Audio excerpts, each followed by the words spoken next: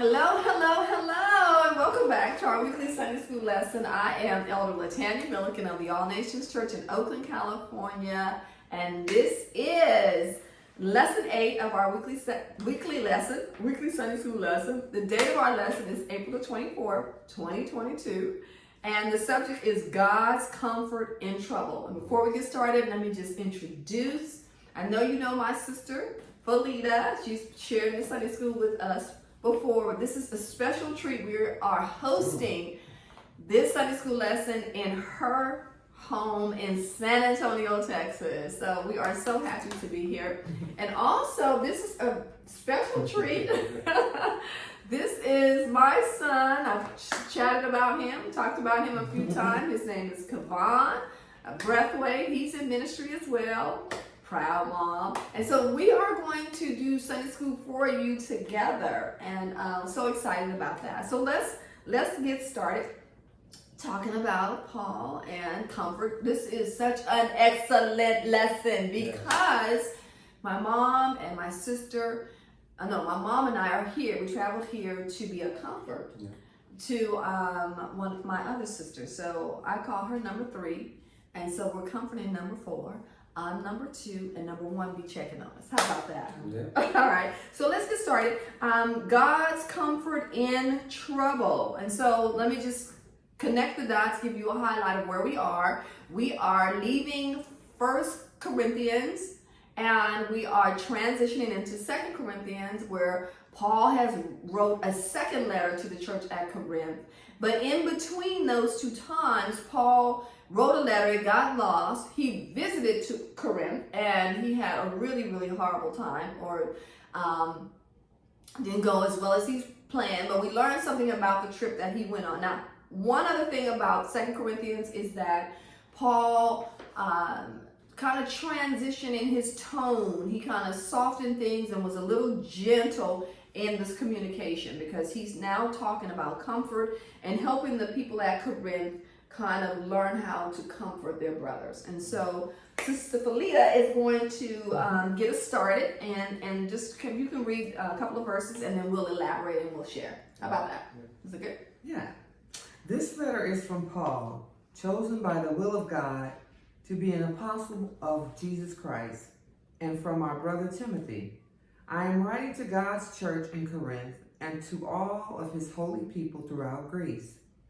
May God our Father and the Lord Jesus Christ give you grace and peace. All praise to God, the Father of our Lord Jesus Christ. God is our merciful Father and the source of all comfort. He comforts us in all our troubles so that we can comfort others. When they are troubled, we will be able to give them the same comfort God has given us. For the more we suffer for Christ, the more God will shower us with his comfort through Christ. Even when we are weighed down with troubles, it is for your comfort and salvation. For when we ourselves are comforted, we will certainly comfort you. Then you can patiently endure the same things we suffer. We are confident that as you share in our sufferings, you will also share in the comfort God gives us. Is that you? Which one you stopped on? 7. Very good. So just to get the lesson started, Paul was starting his letter out. He was stating that he was an apostle of Jesus Christ. And one thing about Paul, and I think we've kind of been on the journey, we talked about Paul was not, that was not his dream. No. That was not his goal. No, his goal was to climb the rank of the Sanhedrin Council. He had studied law, and he's at some point wanted to be the head, the president of the Sanhedrin Council. He had ministry was the last thing on his mind. Right. And so as he was converted, he was called to ministry. And so this is what Paul is saying. The reason why Paul is stressing this is because the church at Corinth gave him a hard time. They didn't recognize him as an apostle because at one point Paul persecuted the saints, right? He had this, what do you call it, a reputation, right? And they did not trust him. Plus, The Corinth, they like people who could speak well, philosophers, and people with wisdom, and so Paul was not the best, and so Paul had to defend himself a lot with the church of Corinth, and so this is what he's saying as he begins: is that I was called by Christ. It wasn't my calling, but I was called, and so he goes on to talk about and give credit to Christ. And he brings in that Timothy is a part of this letter as well. And so he talks about comfort. This is where he brings in comfort. And so we know that comfort is the Greek word the Latin word for comfort is to console to one that is suffering. And so when you talk about comfort, what are your thoughts about comforting? Comfort also means to encourage. Okay. Yeah. When you're comforting someone, you are encouraging them and motivating, to feel better and letting them know that this too shall pass. You can get through this. Okay. Okay. How about you, Kavon? Well, for me, comfort comes right on time. A lot of people try to comfort you when you are in a season of, I don't want to hear that. Okay. And so we're more receptive to comfort when it comes on time. And we'll miss out on everything else that comes our way. But that's what I see. Comfort comes. It's time. It's timing with it. Okay. And the delivery, the approach, everything. It just has to. Should be timely, yeah.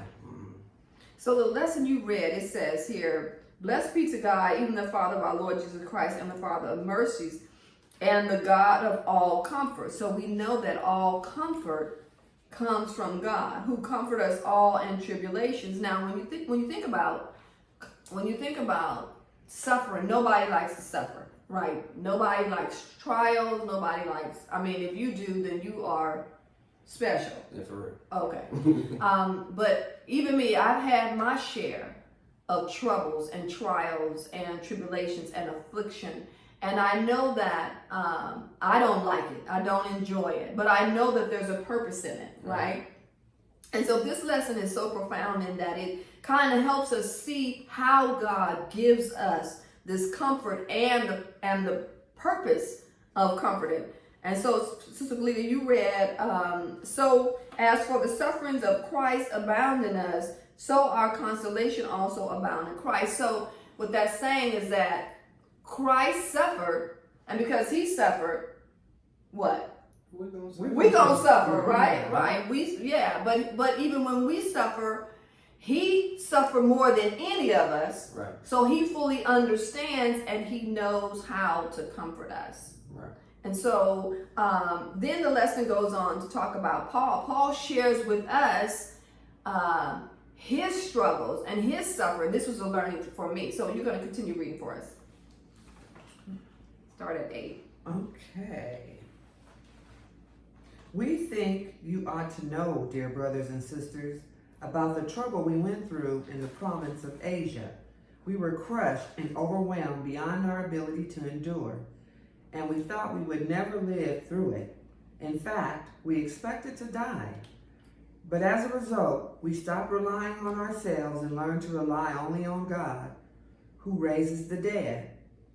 And he did rescue us from mortal danger, and he will rescue us again.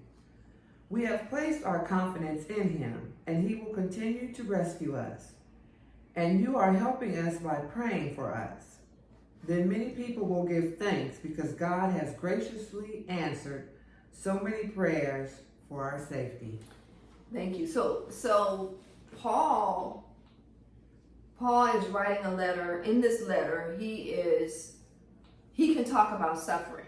Like he's writing a letter to really help the church at Corinth because he struggled, he suffered, he had affliction, he was in prison, he was beaten, he was threatened, he was chased out of town, he was shipwrecked. I was going to say that. He was hunted down. In fact, he wrote some of his letters from prison, and then he had this physical affliction, like he had this illness, and he prayed to God, to move this illness, and God said, no, my grace is sufficient. So Paul was he was saying, I can talk to you about suffering. I can talk to you about affliction because I went through it. But I understand that each time that I went through it, my faith got stronger because even though I wanted to give up, Christ was there to bring me comfort. Every time. And so each time my faith got stronger and stronger and stronger. And so that's a lesson to us that, you know, you go through things and it's hard while you're going through it, but then God brings comfort and then to an end. And sometimes you even look back and you wonder, I went through that, but I still don't know why I went through that.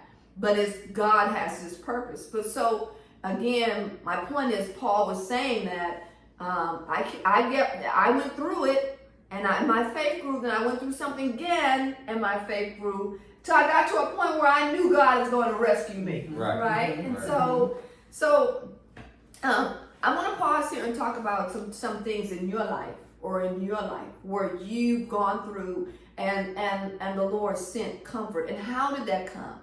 And so we'll ladies first. So I'm reminded of when Daddy was ill. Okay. And I was taking a trip to Anchorage, Alaska with Carla. And so before leaving, I was questioning the doctor as to whether or not I should go. And the doctor said, well, yeah, go ahead. So while Carla and I were in Anchorage, we wanted to go to service. We wanted to go to church. So we were like trying to figure out where we were going to church. Well, we met this lady in the mall. And she says, oh, you all can come to our church. So we went to her church. It was a small church, but full of the Spirit. And the service was great. And the praise and worship was awesome. So during praise and worship, they sang, I Shall Wear a Crown. Mm-hmm. And then during, when the choir sang, they sung, I Shall Wear a Crown, a golden crown. And so, and it was so, the Spirit was high in the church.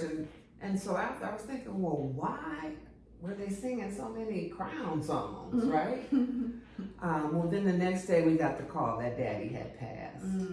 And so for me, when I think back on that, that was the comfort. That was the assurance he's wearing a crown. And so, you know, it made me feel a lot better. I was comforted by that service, basically. Beautiful. You know, while you were thinking, before I get to you, Kavan, I was thinking that Christ knows us so well. And not everybody know what to say to us, right? Like you mentioned, not everyone know what to do to comfort us, but Christ definitely knows how to comfort us because he knows us so well. Right. For you, it was a song. For me, it could be something else. What about for you, Kavan? In finding comfort, receiving comfort, I shared this earlier. I'm an introvert. I don't talk much. I'm talking a lot now. But those that know me know I'm quiet. And so with me going through that most of my life, the Lord has spoken to me and showed me that he's always had my back. Okay. And he'll always send somebody right on time to give me words of wisdom, a prophetic word, or just being around certain family members like my auntie Fifi, I call her. I can come over here and find comfort all the time. Either it's food or just getting a laugh. It's always comfort here. But as far as, yeah, of course. And then as far as giving comfort, because of my struggles and me not listening and being disobedient and all that stuff in my past, I've endured a lot. And so I'm able to give comfort to young people my age and people that look like me, black men or whoever, it doesn't matter. And I always have the right things to say because it's God sent. It's always right on time, and then we get called back. And me and my cousin Sean Leroy, some of you may know him, we have our own little side ministry where we talk to people over the phone from different parts of the world, not just the country but the world, Tokyo and all different parts. And we get these people that call in just for comfort. You know, either it's from a word from the Lord, or if it's just, hey, I need advice here. Right. Well, this is what I went through. And I don't sugarcoat it. And I don't dance around the topic. But you're able to comfort. Just comfort. Go right to it and just comfort. So I know that way. Another example? Sure. But you know, while you were talking and speaking, not that I don't know this, but I already know this, but I think it's just really, people need comfort. They do need They do. comfort. They really, the world needs comfort. Mm-hmm. Go ahead and share. So And people hide it. Right. They hide it real well. You know, even Well, though yeah, they do. smiling on the outside and crying on the inside, because they don't want to appear to be weak. Right. You know what I'm saying? For whatever challenge they're facing. But we need to. That's why we should comfort and encourage more, because we just never know. Look, you're right. Because there was a situation that happened with me at work. I got into a back and forth with someone. It didn't escalate or go crazy, but we were going back and forth. We just disagreed on business. And so we didn't speak. It was just like, whatever. You know. But he went through something the next day. And with me showing comfort was, I went to the store, got him something to drink. In the midst of him on the phone, I was like, you need to calm down. Just calm down. Here, get you something to drink and relax. And that right there put a smile on his face for the first time I've seen in 2 days. And he was just like, oh no, I'm not drinking soda right now. Drink this soda with me. I know we've been drinking water. Just drink this soda with me and let's just relax. It's cool. And right there, it just softened the mold. And so I went outside, made a phone call, came back in, dapped him up, said bye, and we were good. Just that one act to show him that I'm still with you. It doesn't even matter what you're going through, but I'm here. And here, your favorite soda drink, Right. You know? So I think to wrap this up, we've talked about Paul, his struggles, and what he's gone through, so he could teach us, right? And we talked about comfort and how it affects our lives. We've also talked about struggles, but now we realize, I think I want to wrap this up by talking about why we struggle. Like, why do we struggle? Why do we go through what we go through? What are your thoughts? We go through what we go through in order to be a testament and a comfort to someone else. Absolutely. Individuals don't necessarily, they'll hear you, but when you've experienced a thing or when you've gone through a matter, you can bring wisdom and insight, you know, and that aids individuals basically. So that, and we suffer too because we often lack understanding in certain matters or things that we may go through, and we may ask, well, why are we going through this, right? Well, the Lord may have us encounter somebody down the line. Absolutely. Where we need to be a witness to. And that, you know, who can know the mind of God of why we suffer? Let me just read this real quick. Your suffering is also intended to help you bless others who are suffering.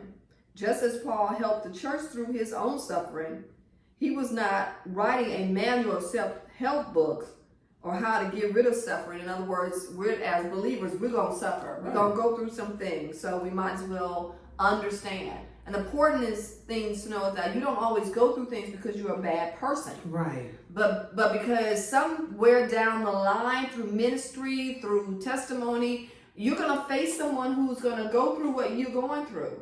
And as you mentioned, we're here to help. We're here to share. I went through this. I understand. Let me just share with you. The Christ comforted me. He brought me through so that you can come through. Yeah, like Paul, faith. It built his faith. Okay. Suffering or builds faith. Absolutely. And, Absolutely. That's and, an excellent and it point. should build trust that the Lord will bring us through. And then the word says we overcome by the words of our testimonies. So when you break that down, overcome, right? You have to overcome something, and it could be tied into suffering. Mm-hmm. So if we share what we suffered, it would help somebody else. That's pretty much what it's saying. Right. Right. And it won't seem so monumental Right. that they're going through it. Now, let's say your suffering is different from mine, but we could relate because the suffer is there. Look, just because my father died or your sister died, we both experience Death. Right. Right. So I can relate to you in some type of way, so I can reach you there. So. Or understand what I'm going through. Right. Relate to. Yeah. The suffering from a loss, basically, whatever that loss is. Can I say I miss you guys? No, we miss you. No, camera. They're both. You said that. They're both in San Antonio, but I have enjoyed this session, and I know I've got to wrap it up because I'm respectful of your time, but I thank you. We on your time, baby. Thank you. Yeah, Oh my you're God. welcome. Let's wrap this up. I'm gonna give you the conclusion, and we'll get the audience ready for next week. So the conclusion: although Paul was sorely afflicted throughout his years of service to the gospel, and you know what? We shared this at the pause here. When you think about Paul and all he did, I didn't realize how much he suffered. And we was chatting before the video, and we there's this saying, you see my glory, but you don't know my story. That's right. And we all have that story. Yes. Okay. He always understood a key divine purpose for his suffering, namely to train him not to trust in himself. So when we struggle and we have affliction and trials, we have to learn not to trust ourselves, But to trust God. but to trust God. Very good. God's priorities for our good are primarily eternal and not temporal. And so next week's lesson focuses on the glory of the new covenant in contrast to the merely temporary types and shadows of the old covenant. And so if you read next week, make sure you read, and I know you're going to share this video with some of your friends. So if you like the video, please comment, like it, and subscribe. Until next week, it's been wonderful in San Antonio, Texas. And I've remember enjoyed to myself. comfort someone. That's Please. right. Please Please. offer comfort. God bless.